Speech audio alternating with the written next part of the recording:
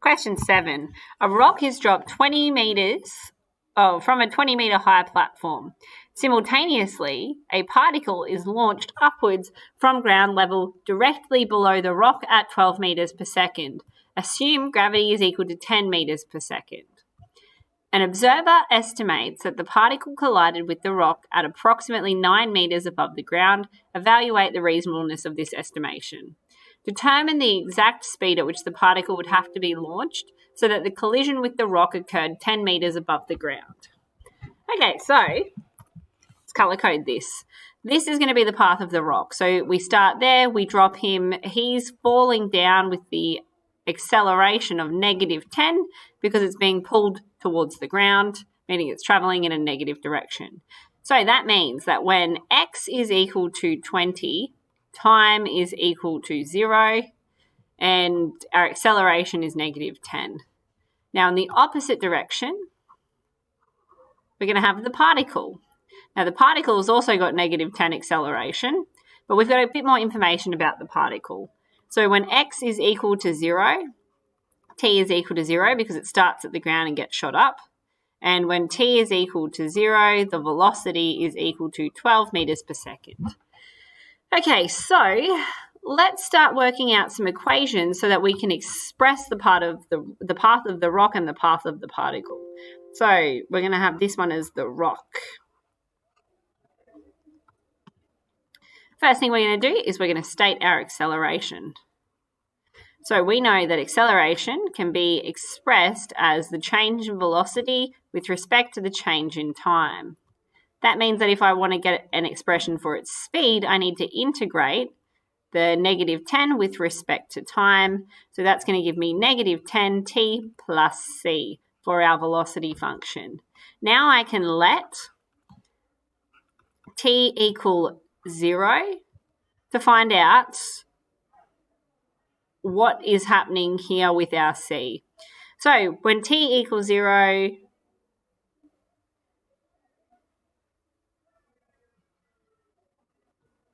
that means v over here is equal to -10, 0 plus c. So then that means that it's equal to 0. This is because we also know that our velocity is 0 because it's not moving at the time that we start with holding it in our hand, getting ready to drop it.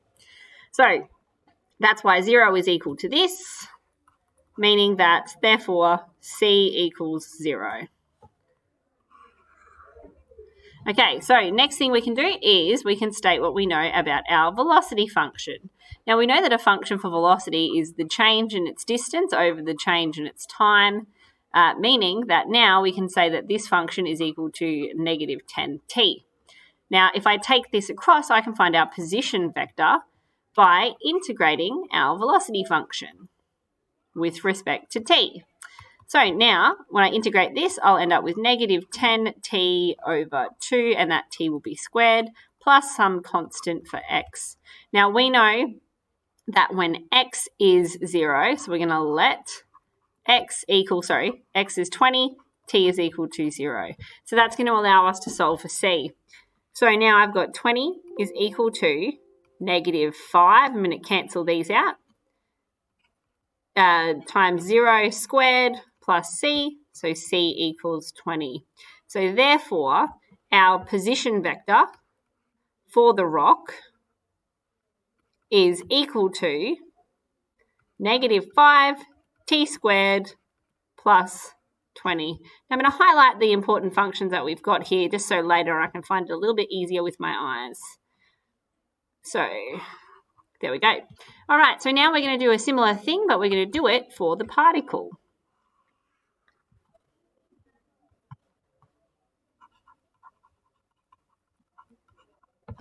Okay, so again, we're going to start with our acceleration being -10, because it's always the negative. And now we can go to the next part, which is dv over dt is equal to -10, meaning that if I integrate this function, I'll get, with respect to t, I'll get the velocity. So I integrate it to get -10t plus c. Now I know that we can let velocity equal 12 when t equals 0. So I'm going to substitute that in to find out a function for the velocity. So 12 is equal to negative 10 times 0 plus c, meaning that c is equal to 12. So that means that our velocity function is equal to negative 10t plus 12. Next thing we're going to do is we are going to integrate that to get a function for its position. So integrate the negative 10t plus 12, and that's going to give us an expression for x. So that means that we'll have negative 5t squared over, we've already halved it, my bad, plus 12t plus some constant.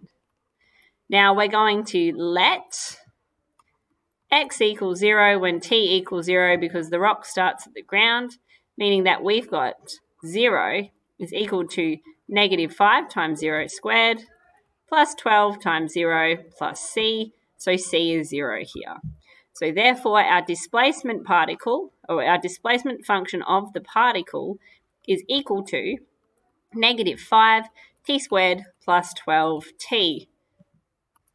So I'm going to highlight this function as well and our velocity function down here. Okay, so next thing that we're going to do is we're going to actually start answering the question that we've got because now I've got all the information that I need. So an observer estimates that the particle collided with the rock at approximately 9 meters above the ground.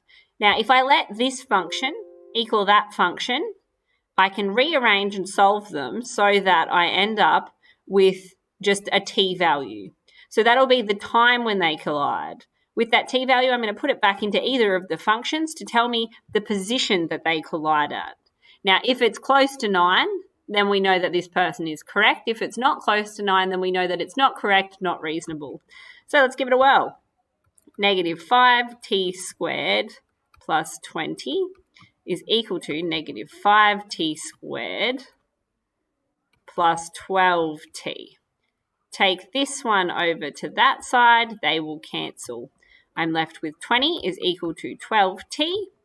So then t is equal to 20 divided by 12. They're both even, so I can halve both of them. I can halve them again because they're even, and here we are. So t is equal to 5 over 3. So now we can find the position of the collision. Okay, so let's substitute t into either of the functions. So x of 5 over 3, we're going to do it for the particle. Doesn't matter which one, you will get the same answer.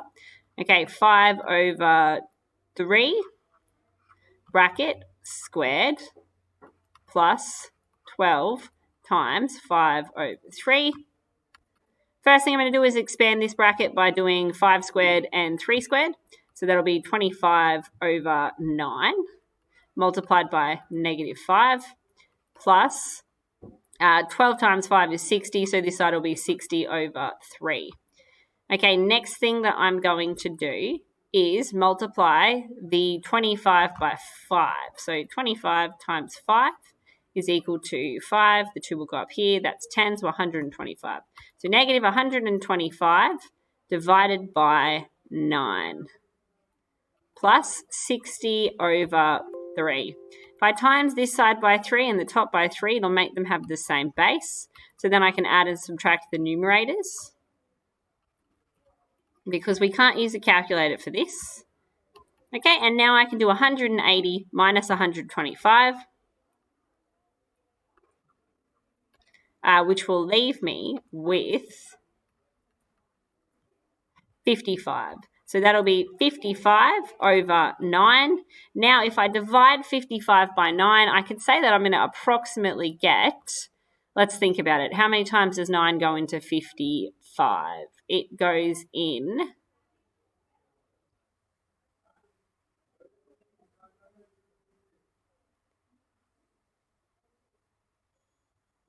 gosh, I'm having a total mind blank. Look, it goes in approximately 6 times. Okay, so therefore not reasonable because it's not close to 9 meters. So that one is incorrect. Okay, now we've answered that first part, we can do B. So determine the exact speed at which the particle would have to be launched so that the collision with the rock occurred 10 meters above the ground. Okay, so for the second part of this, it's not actually that hard. The fact that we really need to be conscious of, and I could do this by proving it again, but, you know, exams, we like to be lazy. I can see here that the velocity of the particle is just whatever this is. You know what? We will prove it. Okay, so we're going to scroll down.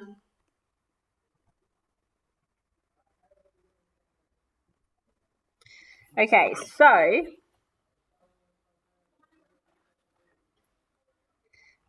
we want to use, so we want the exact speed of the particle, and we're going to determine when the rock will be at 10 meters. What is the speed at 10 meters? So this is what we currently know.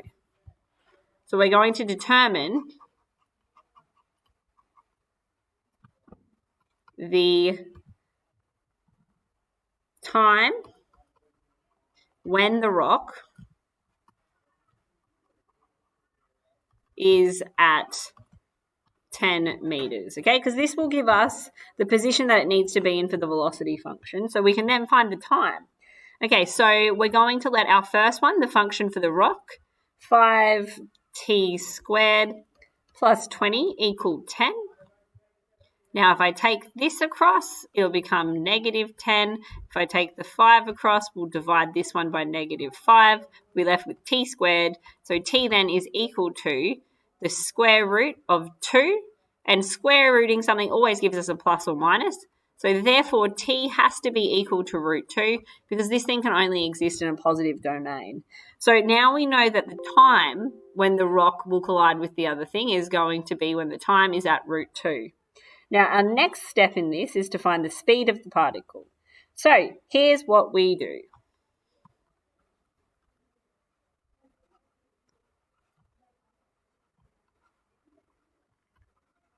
Okay, here's what we know so far. We know that the acceleration is equal to negative 10, and we found out that the velocity is equal to integrating the 10 with respect to t, which is how we ended up with negative 10t plus some constant was equal to our velocity.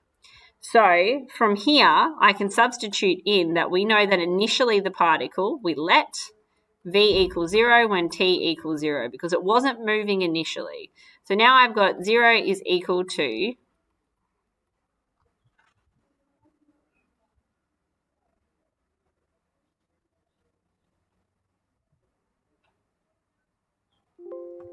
zero plus c.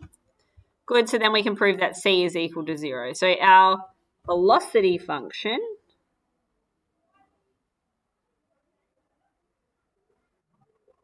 when I integrate this one,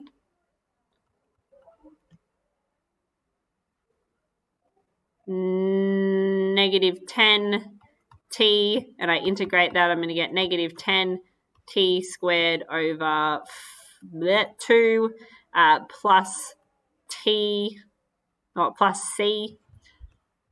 No, something's going wrong. Bugger.